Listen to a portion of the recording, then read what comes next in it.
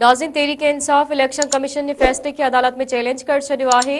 Barrister Gauhar Khan ऐं barrister Ali Zafar तरफ़ां Peshawar high court में दरख़्वास्त दाख़िल कराई वई आहे। दरख़्वास्त में सीनियर जजनि ते मुश्तमिल बेंच जोड़ण ऐं इलेक्शन कमीशन जो फ़ैसिलो कलअदम करार ॾियण जी इस्तदा कई वई आहे।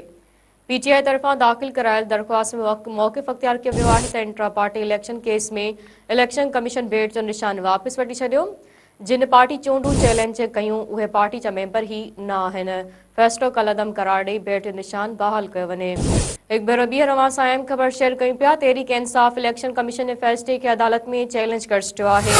बैरिस्टर गौहर खान ऐं बैरिस्टर अली ज़फर तरफ़ां पेशावर हाई कोर्ट में दरख़्वास्त दाख़िल कराई वई आहे। दरख़्वास्त में सीनियर जजनि ते मुश्तमिल बेंच जोड़ण ऐं इलेक्शन कमीशन जो फ़ैसिलो कलअदम करार ॾियण जी इस्तदा कई वई आहे।